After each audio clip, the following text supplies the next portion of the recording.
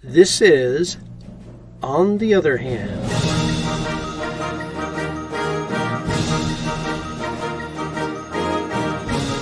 a podcast sponsored by Braver Angels in Arkansas that explores politics and other issues of importance to Arkansans through conversations with community leaders. Stay with us as we talk to another leader in Arkansas who works across differences to get things done and to bring us closer together. Hello and welcome to On the Other Hand. I'm your host, April Chatham Carpenter, and I'm here today with my co-host, Glen White. On our podcast, Glen and I interview community leaders in Arkansas who help work towards solutions across various political or other divides and who in other ways reach across various divisions within our community. So Glen, tell us who our guest is today. I'm happy to do so, April. We are pleased today to be speaking with Dr. Robert Richards, who is an assistant professor with the Clinton School of Public Service. So welcome to On the Other Hand, Robert.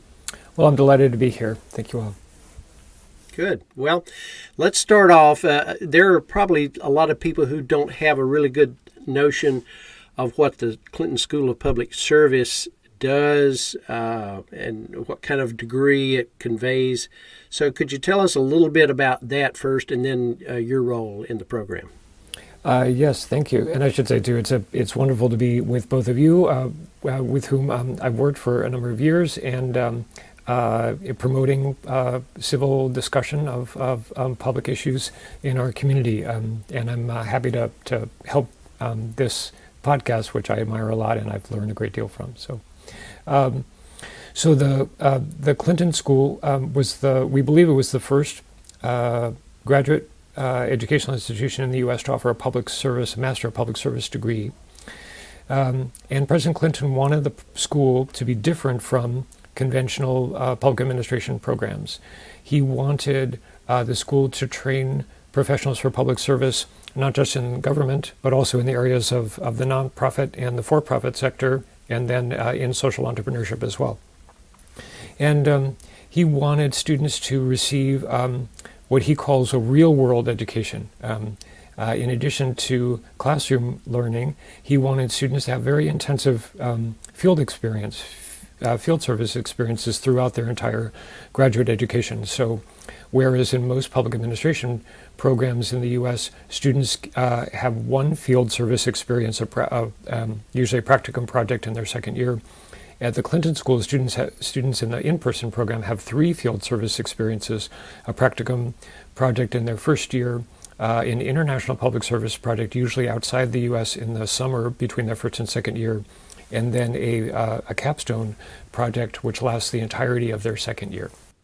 Okay. Robert, I want to hear more about the field placements here in a moment, but first I just want to make sure we understand your role in the program. Can you tell us briefly about that?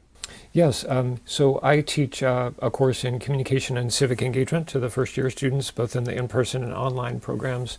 And that covers interpersonal, group, and interracial communication. It covers instruction and facilitation skills, so students learn how to lead civil discussions. It also covers design of public engagement events, so students learn how to create a public engagement process. And then students learn about communication at the level of the community and the society through looking at ideas like deliberative systems and deliberative networks and the role of the community in communication. And I also teach a course in the legal and ethical dimensions of public service, which covers major principles of ethics and how the law plays a role in enabling public service in a number of societies. Very good. So you teach a couple of classes. Now, what I'm familiar with, maybe some others are, is that when you're in a graduate faculty situation, you often have some research. Do y'all do significant research into the other things that go on at the Clinton School? Yes, we do. We do applied research. My area of research is in democratic deliberation, citizen participation, and governance. I'm a co-investigator on a project called Participedia, which studies citizen participation and governance all over the world. And with Dr. Park, we have a laboratory called the Open Governance Laboratory, which studies citizen participation in person and online in a variety of settings. And a number of the public discussion processes that we'll be talking about today, for example, we host public deliberations in cooperation with the Winthrop Rockefeller Institute's Central Arkansas Library System and the Clinton School together. We hold public deliberations using the National Issues Forums method, and we often evaluate those processes. We get IRB approval to conduct research on those processes, and through that we've developed a number of important insights, including some that I presented at the National Communications Association a few weeks ago about the people's motivations for participating in and talking in deliberative discussions. Yeah, and we might hear some about that later, I believe. But in the meantime, going back to the idea of the placements, that your program emphasizes a significant number of real-life experiences and placements for the students. Can you tell us a little more about those field placements, the types of places where they go to get their experiences, how they figure into your curriculum? Yeah, it's pretty remarkable. So our staffer Tiffany Jacob is in charge of our international field placements, and they're of great variety and extremely interesting. So we have students who work with nonprofit organizations in the Andes in Latin America to help evaluate programs there. We have this summer we had 2 students at UNESCO in Paris. Working with the leaders there to develop a program on interracial dialogue, a global program promoting interracial dialogue to foster improved race relations around the world. We have students working in nonprofit organizations in Europe, in Eastern Europe, for example. We've recently had a student work with a nonprofit organization in Eastern Europe promoting democracy and strengthening democratic processes and citizen participation in democracies to try to shore up democratic systems that might be under pressure a bit in Central and Eastern Europe. In the U.S., for example, in our practicum project, we have students play a number of roles with a variety of organizations.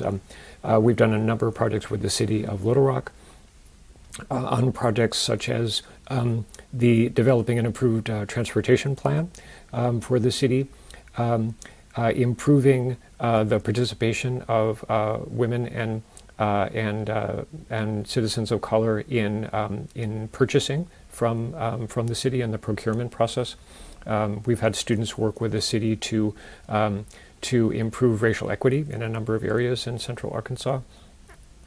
Our students work with a wide variety of nonprofit organizations in Central Arkansas, working on issues of immigration, of homelessness, of improving access to health care, in education. We've had a number of partnerships with the Little Rock School District in evaluating new programs, in helping to design programs and doing strategic planning.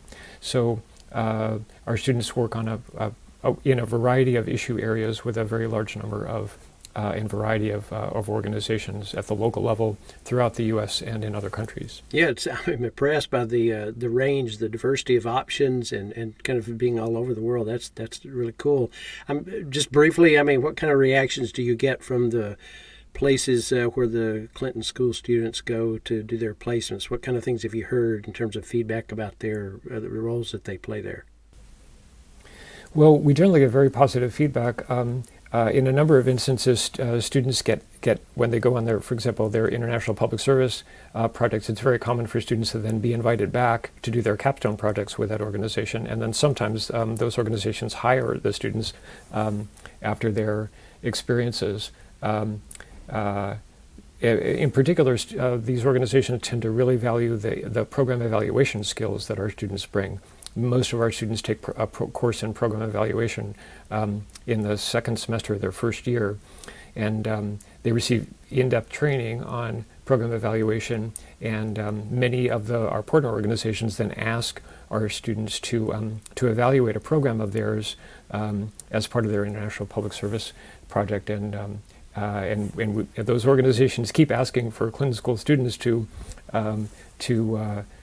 participate again and again in these projects. So they're very pleased with our students' performance overall, and in part I think because our students really help these organizations determine the effectiveness of their programs, but also because our students are also trained in program planning, which is also related to strategic planning. Very often our students can really enhance the overall organizational effectiveness of these organizations that they work with by helping to make sure that helping the organizations establish alignment between the organization's goals and then the goals of the programs that they're offering. So that's a pretty high degree of endorsement when they want the students back, including hiring them. So that's really good. So speaking of hiring, I mean, not just a comprehensive list, but give us some idea of the kinds of jobs or positions that some of the Clinton School students wind up taking on after they graduate. What have you heard about that? Well, again, that's one of the reasons why I enjoy working at the Clinton School so much, is because it's actually working the way President Clinton wanted it to work. He wanted students to be prepared to work in the for-profit sector, nonprofit sector, governmental sectors, social businesses, and we have placements of our alumni in all of those areas. So, for example, in government service. So, for example, Representative Vivian Flowers from the inaugural class of the Clinton School is a representative in the Arkansas legislature and has been a very prominent and effective political leader for many years there. In the for-profit sector, I would think of Julie Gerke at the Walmart Corporation, where she's in charge of corporate philanthropy there. So, aligned with philanthropic vision that President Clinton endorses, but doing it from within the for-profit corporation. We also have a number of our alumni at the Walton Family Foundation on the philanthropic side of the organization, and we have a number of student leaders throughout philanthropies throughout the U.S. Philanthropy is a centerpiece of the Clinton School's programming. Dr. Charlotte Williams runs the Center on Community Philanthropy, which emphasizes grassroots forms of giving, and she offers a course in philanthropy and nonprofit leadership, which is very popular among our students. So many of our students come out very well prepared to lead foundations as well as nonprofit organizations. We have a number of nonprofit leaders in among our alumni. I just think of Jacob Arnold, who runs the Veterans Future Foundation, in northwestern Arkansas, and a number of other nonprofit leaders throughout the U.S. And then we have social entrepreneurs. So I think of Reed Admir, who is a social entrepreneur in Central Arkansas. He runs a social business that promotes composting. And that has been an important feature of promoting sustainable development in Central Arkansas for a number of years. We have other alumni who are in government. I think of Maria Calderon, who's one of our alumni, who's a staffer at the U.S. Senate. So it's a very wide variety of our alumni operating in the for-profit, nonprofit, governmental sector, and in social business. And I think really putting into practice throughout the whole society the principles that they've learned at the Clinton School. Yeah, it's really impressive, all the places that they've gone to, and they're starting to have an impact, I'm sure, that they will in the years to come. I'm curious about one thing. I've had a chance over the last few years to meet several of the folks who've gone through the program. There are a lot of atypical students, people who've already had significant careers that go, and younger folks as well. Any observations or trends that you've noticed about the demographics of who's attracted to the Clinton School, nationalities, political background? What have you noticed? Well, one thing I like about the Clinton School is that the great diversity of the student body.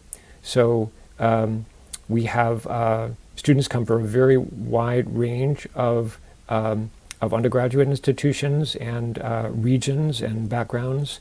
And so we have many students from the South, but a number of students from other regions of the United States, and then increasingly we're having a substantial share of our classes consist of students from outside the U.S. And so there's a strong international pattern within our classroom discussion.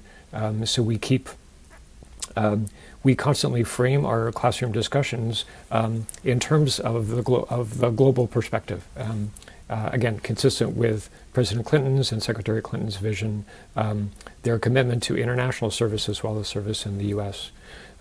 So we have it's really fascinating, particularly in our communication course, where we're encouraging students to engage in perspective taking, and the students in the classroom they often encounter points of view from different areas of U.S. society or from abroad that they've never encountered before.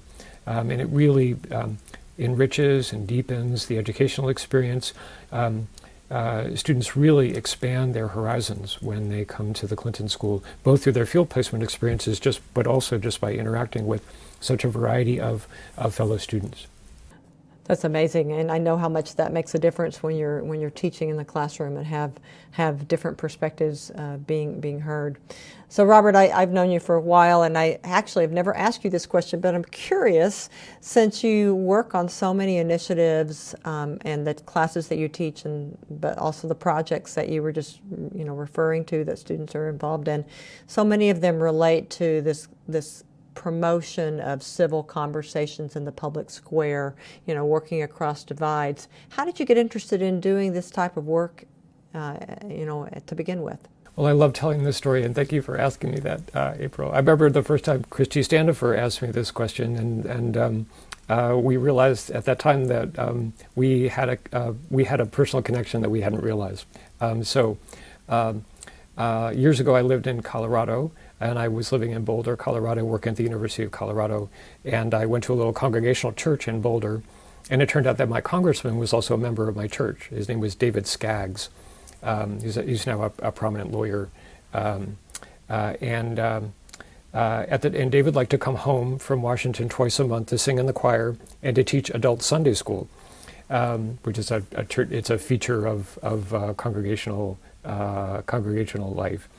So I went to, and I like to go to adult Sunday school, so I would hear David sing in the choir. He had a lovely voice, and then I went to a couple of his adult Sunday school sessions, and it turns out that he was promoting civility in Congress, and this is during the middle and late 1990s when, I guess in the last generation, that was the last time, or the first time within the last generation that civility really broke down in Congress after the contract with America became a dominant theme in the House. And so David was friends with Daniel Yankelovich, the pollster and political scientist. Daniel Yankelovich worked with David Matthews to develop the National Issues Forum's method of citizen deliberation that we're familiar with. And so David Skaggs observed this rapid deterioration of civility in the House of Representatives and went and talked with Daniel Yankelovich about it.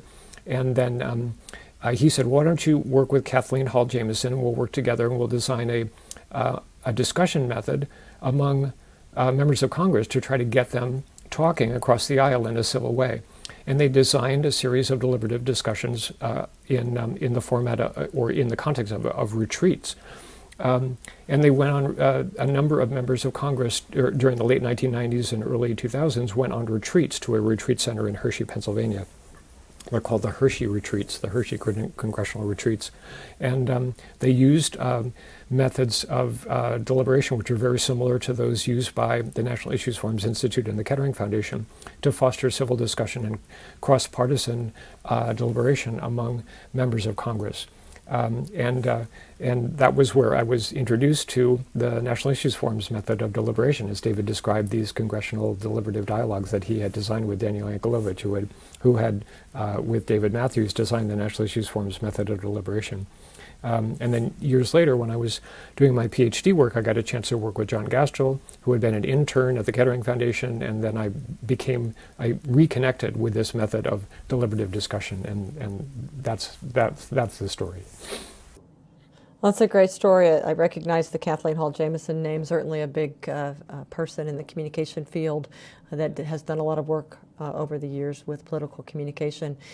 So interesting. So at that point, when you first met him, were you an academician? No, I was a librarian. I was working at the law library at the University of Colorado. And the reason I mentioned Christy Standifer, Professor Christy Standifer is an important dialogue and deliberation scholar, is that at the time she was a graduate student at University of Colorado at Boulder, where I was working in a different part of the university. And so while I was learning about democratic deliberation from David Skaggs, Christy was doing her graduate work in democratic deliberation and dialogue on the same campus. But we reconnected years later at the Clinton School. So.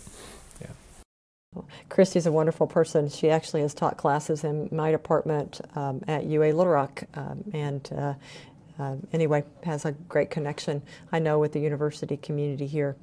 Well, you've mentioned, as you've been talking, the National Issues Forum. You just mentioned Kettering Foundation. I know that your work that you do with the Clinton School and your own research, it pulls from many different bridge building perspectives. And I recognize that our viewers, although you and I maybe have this common language for many of them, don't know necessarily what those, what bridge building is, first of all, but also they don't know necessarily some of these bridge building perspectives that you might be pulling from. And I thought maybe you might tell us a little bit about that. The National Issues Forum, for example. I know you've also been connected with Essential Partners, which was formerly the Public Conversations Project. So if you could tell us a couple of these maybe that help ground your work a little bit.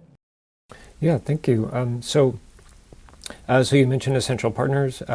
So this used to be called the Public Conversations Project, as you mentioned. And these were a bunch of family therapists in the Cambridge, Massachusetts area who were very good at using highly structured dialogue techniques to help families who were having substantial difficulties change the way they were interacting with one another to improve their relations. They observed intensive conflict in the Cambridge, Massachusetts area in the late 1990s or the late 1980s over the issue of abortion.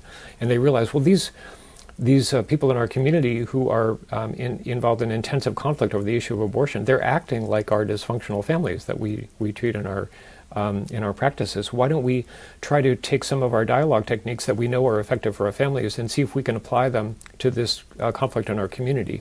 And they did. They invited leaders from both sides of the abortion debate to participate in highly structured dialogues, and it worked. There were people on both sides of the abortion debate in the Cambridge, Massachusetts area who previously were not speaking to one another, who became friends and healed their relationship. Even though they maintained differences, they learned how to communicate about the issue in a constructive manner, and how to show respect for one another's opinions over a period in which, using the structured dialogue method, they were able to heal their relationships. So we teach personnel from Essential Partners teach our students at the Clinton School this technique of structured dialogue, and that they use it in a number of different contexts, and then I provide them with opportunities to put those principles of dialogue into practice. Another influence on us is, as you said, the National Issues Forum's Institute method of structured deliberation, which Daniel Yankelovich, as I mentioned earlier, developed with David Matthews in the late 1970s and early 1980s. And in this method, members of the community who disagree on an issue are brought together, invited to participate in a deliberative dialogue with a facilitator and ground rules, and then a carefully designed briefing booklet that presents balanced information about the issue, but then presents policy choices, not in terms of a binary choice between two options, but in terms of a more nuanced choice among three different policy options, each of which is presented with its both its advantages and then its drawbacks, so that participants basically are invited to weigh the pros and cons and the advantages and trade-offs of each option. The combination of the procedures and the facilitator and the balanced briefing materials with multiple options enables participants to achieve a depth of discussion and a complexity of discussion that they often can't achieve in our ordinary polarized political environment. And your organization, April and Glen, Braver Angels, offers a similar perspective. In our experience, we partnered with you in the past several years to enable our students to receive training in as Braver Angels moderators, and also to experience Braver Angels events, particularly those involving perspective taking regarding members of different political ideological groups. So I guess another strand that's important here is, in terms of bridge building, is interracial dialogue. So we use Mark Orby and Tina Harris's Interracial Dialogue textbook in our course to help students learn about perspective taking vis-a-vis members of other racial and ethnic groups, and then teach them methods of structured dialogue to enable them to have civil discussions of challenging racial issues. And then students get a chance to implement those principles using the coming to the table interracial dialogue procedures. We work with the organization Coming to the Table to hold a number of interracial dialogues throughout the year, which our students facilitate. So I think all of those methods are ways that our students get experience with building bridges and engaging in perspective taking vis-a-vis people of different groups, ideological, racial, ethnic, cultural groups, and then members of people who are on opposite sides of a conflict. So I'm going to ask you to define a couple of things here. First of all, the last thing you just mentioned was perspective taking. What do you mean by that?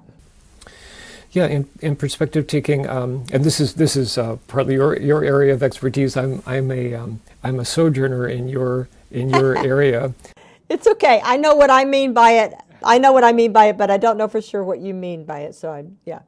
So what I mean by it is using our imagination to place ourselves in the shoes, the position of another person, to see the world, to see a situation or a communication interaction, for example, or a conflict, or another kind of setting from the perspective of the other person, and then to adjust our communication so that we're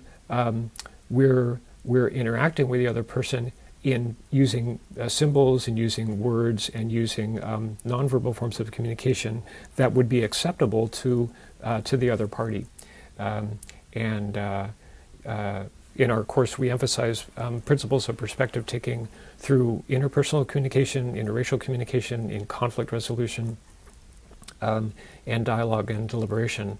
And we find that that's and again, one of the reasons we do this is because President Clinton places such a powerful emphasis on this in his own advising work. If anybody has a conversation with him that involves any public issue, one of the first things he starts talking about is, well, are the parties involved in this manner, are they really seeing the situation from the point of view of the other person?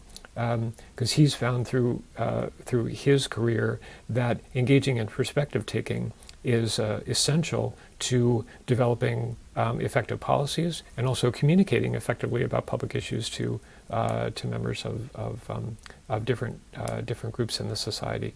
So perspective taking is really essential to our approach to communication and our approach to public engagement. That makes sense. Well, I know that one of the organizations that brings together academics and practitioners doing this type of work is the National Coalition of Dialogue and Deliberation. And on their website, to oftentimes bring this into my classes to try to distinguish between debate, dialogue, and deliberation. You've used the two terms dialogue and deliberation quite a bit as you've been talking about the foundation of your work. How do you define or see the differences between what happens in like a structured dialogue, for example, or in a deliberation? Well, thanks for that question. I just came from a conference at the University of Delaware at the Biden School where Lori Britt, who's the chair of the board of the National Coalition for Dialogue and Deliberation, was present, and we talked a good deal there. She's a good colleague of mine.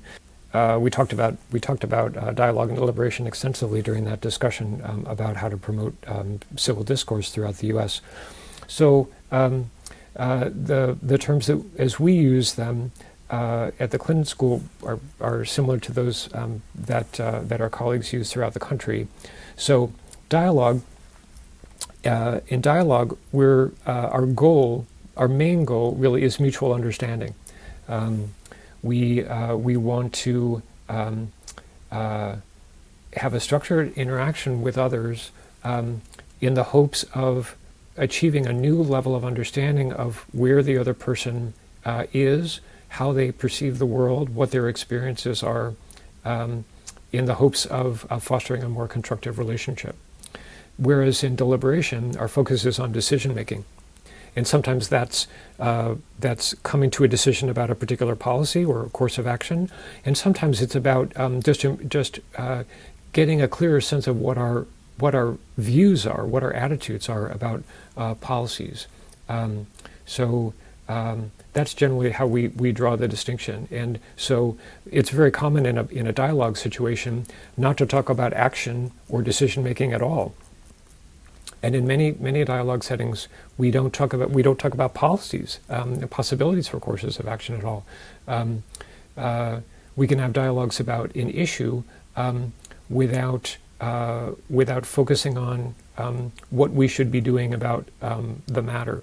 When we hold dialogues about issues, very often we're more concerned about what are people's experiences with this issue, what does it mean to them, what are the values that they associate with it.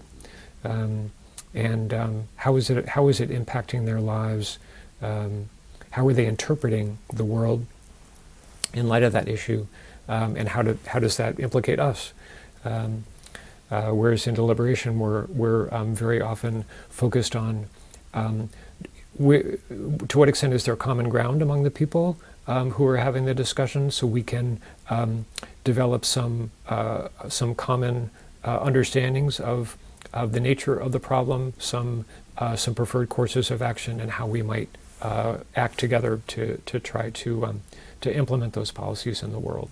So that's the basic approach that we take. Okay, thank you. The examples that you gave at the beginning of when we started this interview were of some things that you do with the Clinton School, and it sounds like your students do both of those kinds of processes, both dialogue and deliberation. So coming to the table, you've mentioned, is more dialogue, but deliberation has to do with more of the decision making. So some of the people who are doing more activist work in terms of getting people together in the community to come together on education things, for example, or access, would be doing more deliberation. Right.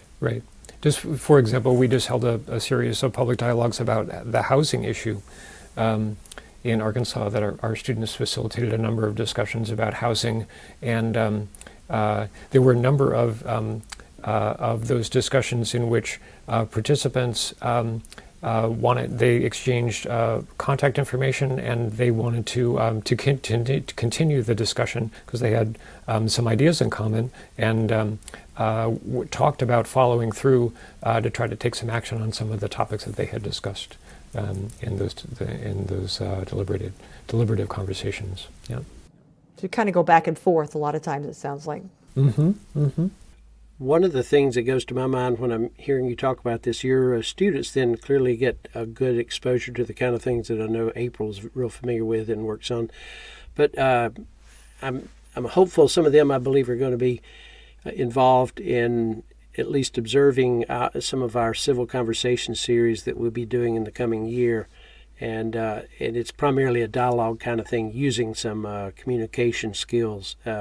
So I'm interested in hearing their perspectives as they observe that structure we've created and see if they have any ideas of tweaks that could improve it. So I'm looking forward to having that conversation with some of your students. So moving on to another thing, one of the thoughts that occurred to me, you mentioned getting more international students recently.